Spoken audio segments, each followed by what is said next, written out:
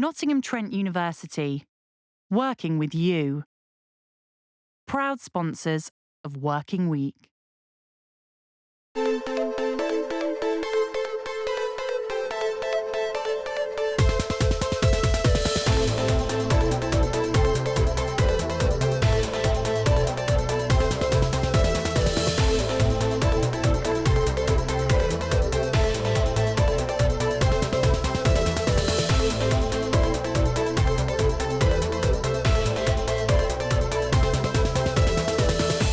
Working Week this week, we're taking a look back at some of our favourite stories. We certainly are. We certainly are. You don't mind me cutting you, do you? Talk all over me. Carry on. Well, I'll tell you something, Rob. I'm all a quiver, and I'll tell you why. Because we're taking a look at the bowmen making a great living, making bows in Sherwood Forest. Lovely. Right into your face. If you can draw it into your face, that's good. Point it down a little and let go when ready. Well done. Des will also be looking at the most expensive street in Nottinghamshire. It's a lovely place to walk. Nice houses. It's a shame we all can't have one. And we'll be at a Madhatters tea party. Oh, it's tea shop. Oh yeah, tea shop. Tea shop. Well, right at the top of the show, we're going to be talking all about property. In a moment, we'll be hearing from an expert on the best buys to be had in Notts. One or two properties available to buy along here, Des? I reckon there are, you know, Rob, because this probably isn't the most expensive street, but I certainly have been there. You should take a look at this. Well, here I am, and with every blade of grass cut to a regulation 1.5 inches, Beeston Fields Drive in Nottingham is, according to Zoopla, the most expensive road. Would you like to live here? And if so, why? Let's go and find out. Hello, Gussie. We're just saying to people, we're asking people, do they realise that Beeston Fields Drive is the most expensive road in Nottingham? Well, I've always understood it was, but there's quite a few similar around the other end of Cow Lane and I think it's Claremont. Okay. Yeah. Do you live around here? Yeah, I live in the next road, Bramcote Road. How does that feel to live? It's a lovely place to walk. Is it? Yeah. No traffic. Well, a little bit of traffic up there, obviously. Good place to walk the dog. Yeah. Yes, fab. Well, it certainly keeps a smile on your face. Yeah, plenty of dog walking. Is that what it is? Yeah. You take it you live around here? Just down the bottom. That means you're filthy rich? Not really, no. Not at all, not one bit. What does it feel like living My grandma used to live on here years ago. Oh, did she? Yeah, very, very long time ago when Roger Moore lived on here as well. Did you know that? Roger Moore? Yes. I didn't realise that Yes, at all. you did. Is this the sort of place that you'd love to live? No. If I could afford a house like that, it'd be out in the countryside, because I'd have 2 cars. There is a certain change of air from once you get over from that side and then you come into the Beeston Fields Drive area. Things seem to wow, just feel and seem better. Do you think so? Well, I don't know. I live here. I haven't noticed that particularly, but yeah. I mean, there are nice parts of any particular area, any area. Beeston's got lovely areas. It's got areas down by the river. It's got here, you know, it's not just about houses. I mean, the centre of Beeston is quite attractive as well. We hear a lot about property prices rising across the country, so we thought, how are they doing here in Nottingham and right across Notts? Well, my next guest, Kate Faulkner, is a national property expert, but luckily for us, you're based here in Nottingham as well, Kate. So Kate, the big question is, you know, we see these national house price rises. Are we getting that in Nottingham? Well, we are actually getting some house price rises, but I have to say, Nottinghamites, just ignore the national headlines. It is all very London-centric, it is all very scary, and you will be told you can't afford properties and prices are going through the roof. What everybody's forgotten is that we only tend to hear about how prices are today versus last year. The problem with that is we forget that we've had 6 years of a price recession. Which are the places that are up and coming then? Where's a good place to buy right now? Somewhere like West Bridgford, for example, where you have very high levels of outright home ownership.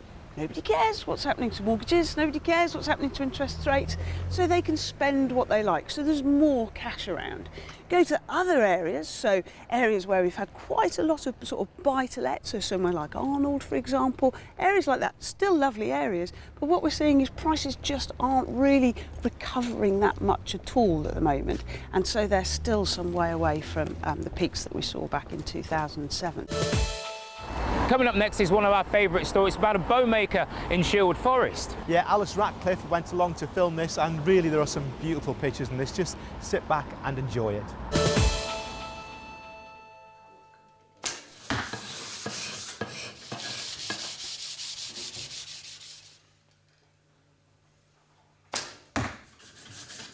It's one of the oldest crafts in the world. And getting a touch of new technology here in Nottinghamshire. It's a skill that it doesn't come natural, you've got to learn it.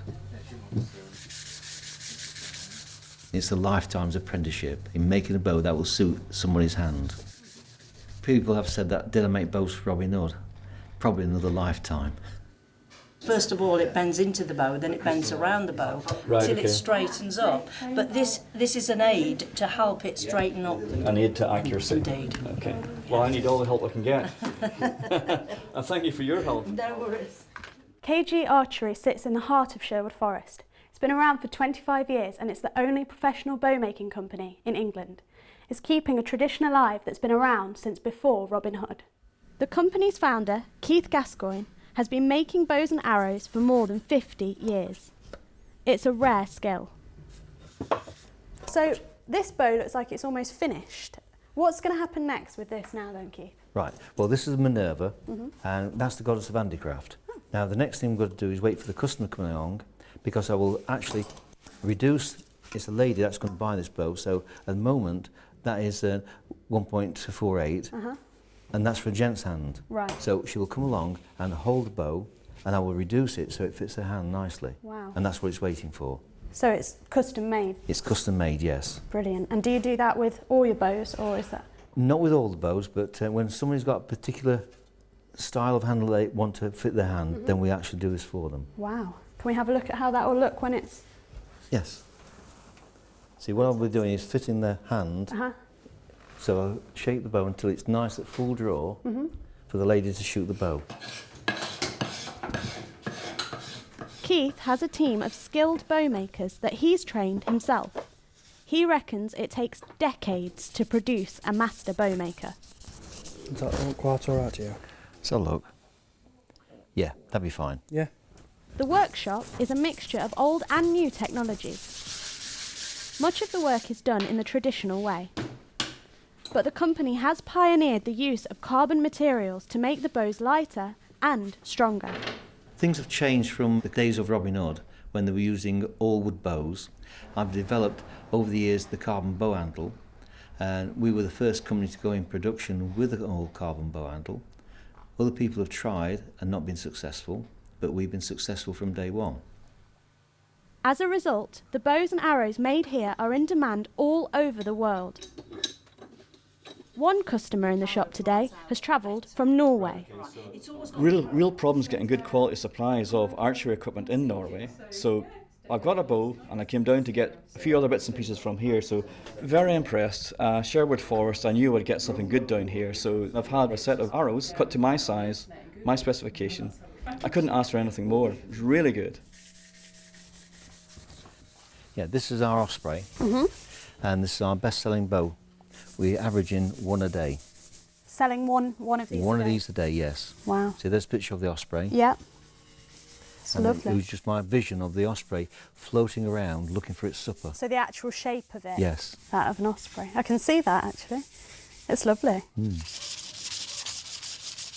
It's a little known fact, but somewhere on the legal books there's still a law that means that everyone in England should practice how to use a bow and arrow, or pay a fine.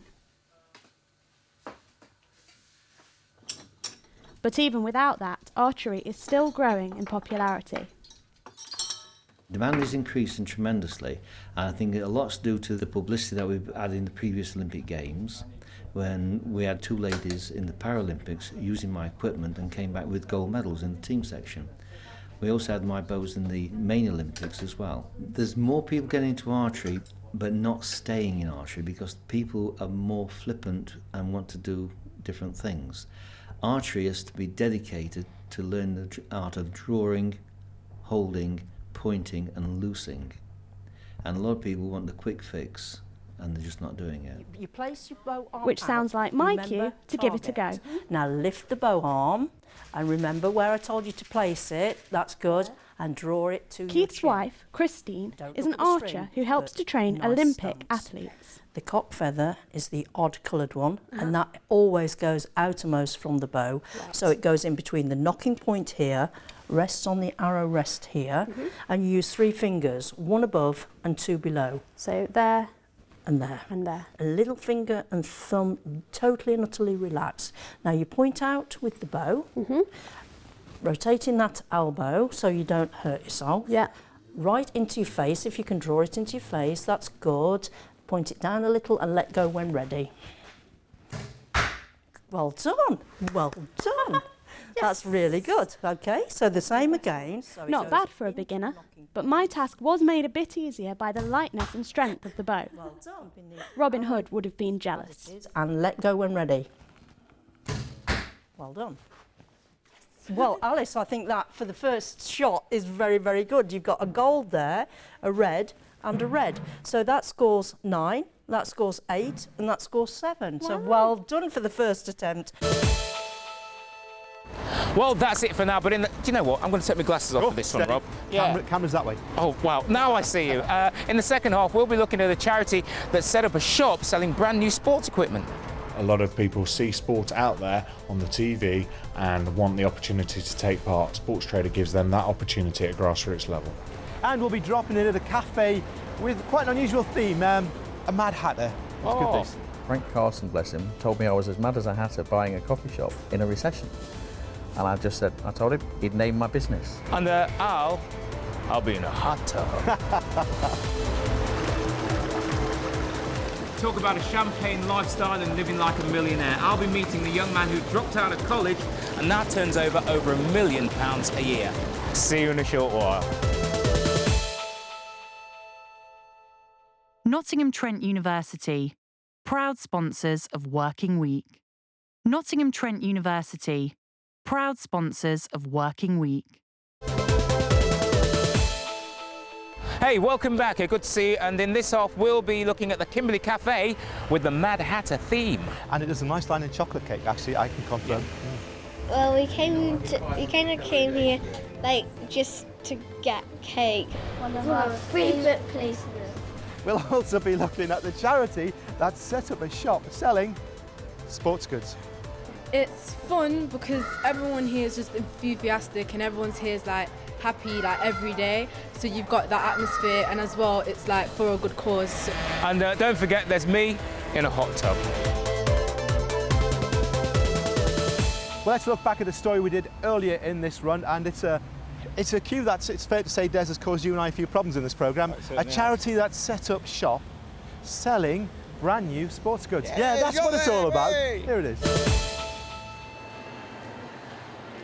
It's a new flagship store for a very new idea.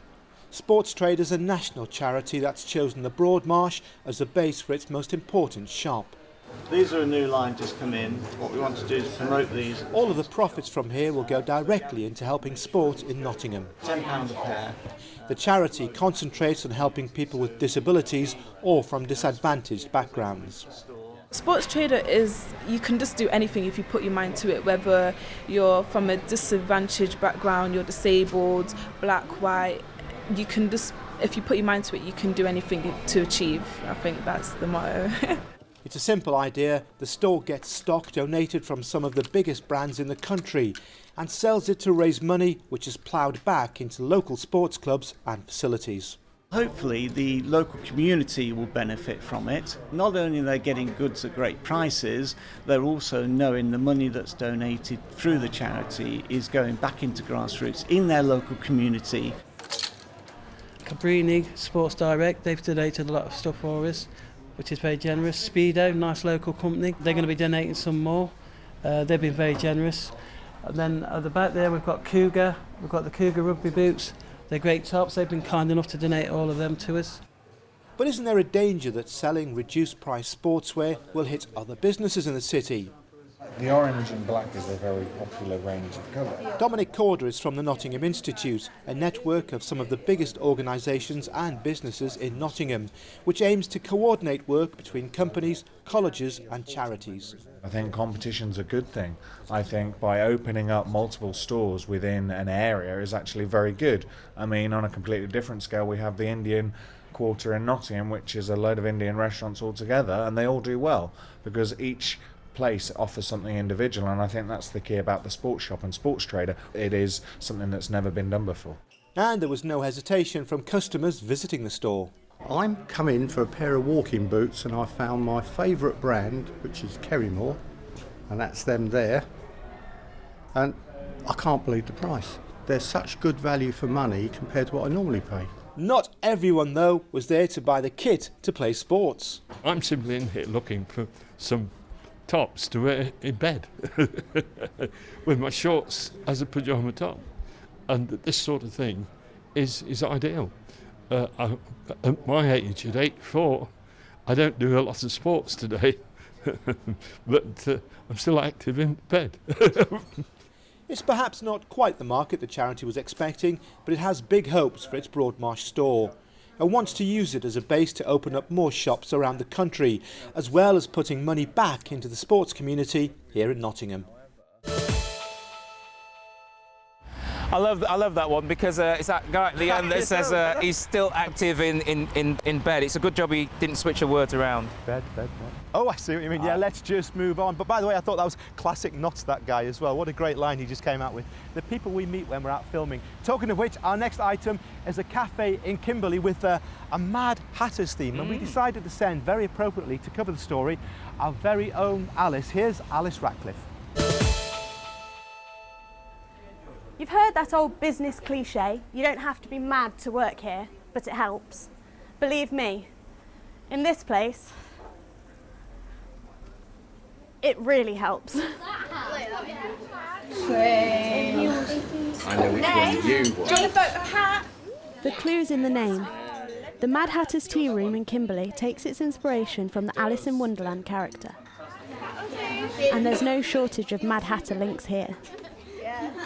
Suits you. Oh, that suits George. He's doing his hair. And it seems to be drawing in the customers. No, but he wears like a hat without that.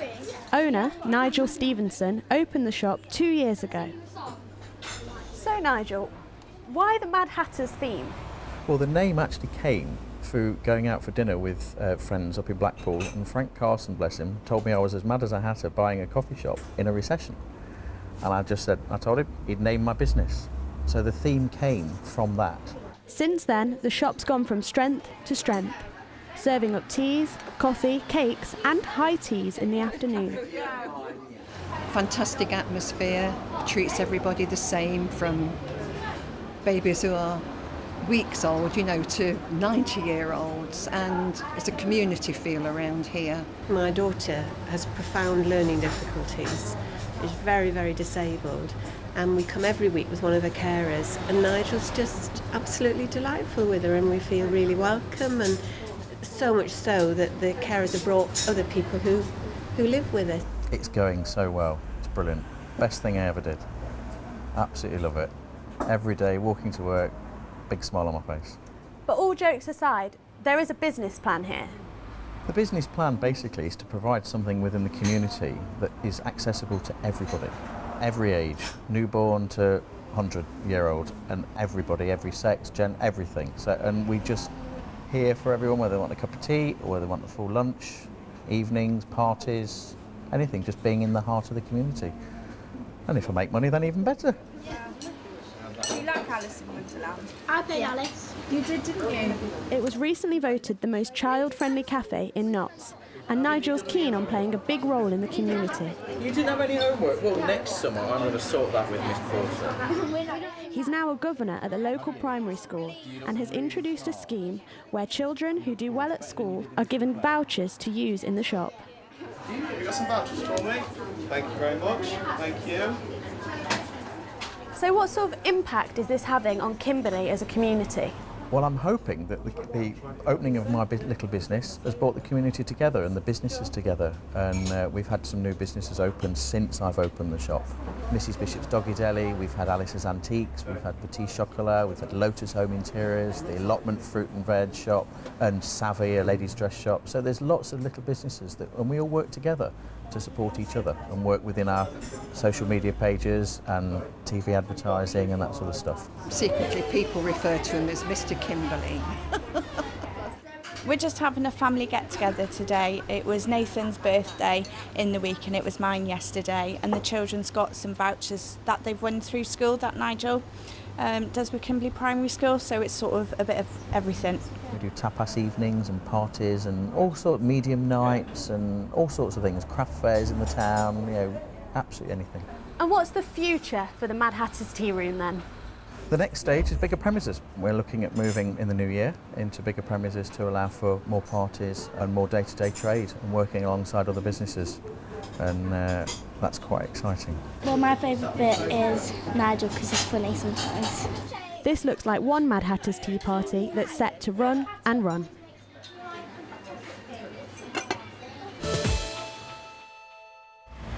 Oh, and now we've got me in a hot tub, haven't we? Yeah, this is the one you've been waiting for, and Des went and filmed this a few months ago, and it's fair to say that you're still a bit sore at me over this, aren't you? I am, but do you know, usually my women I like to make hot, but this chick I certainly turned blue. Gosh, that's quite clever. Off the cuff. Have you got that written down somewhere? This unassuming building hides an entrepreneurial genius. Daniel Thomas dropped out of college a few years ago, set up a hot tub business, and now turns over £1 million a year. I'm going to meet him. Daniel. Des. Good to meet you, mate. How you doing? You look so young. I'm trying to be. So tell me, how did this all start? So I was in college. It actually had nothing to do with hot tubs at the time. I had a mobile phone and I was looking for a screen protector for it.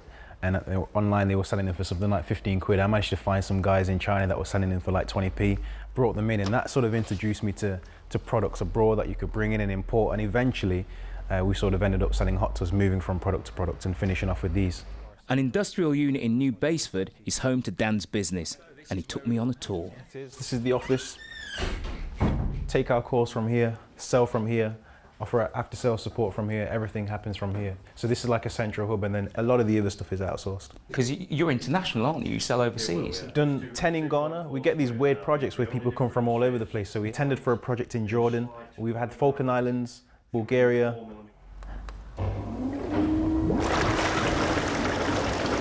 At the tender age of 26, Dan finds himself in charge of a company dealing with suppliers and customers from around the world, and a team working for him back in Nottingham.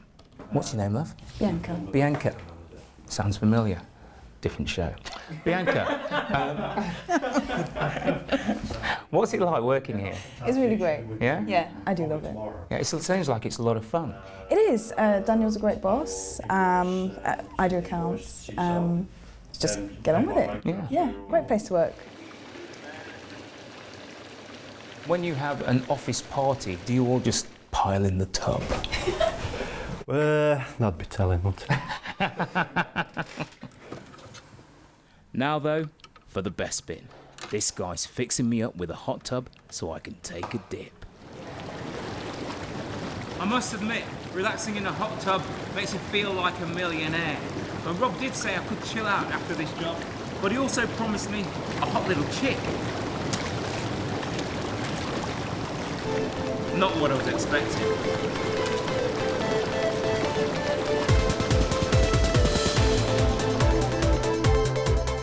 You've never quite forgiven me for that joke, have you? No, I haven't, Rob. I ought to bend you over my knee and spank you. Yeah, in your dreams. You're just getting worse and worse. Right, as we get towards the end of the programme, you push that boundary further and further. And on that note, we'll say bye-bye.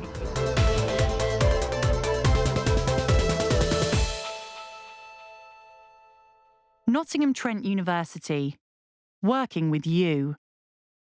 Proud sponsors of Working Week.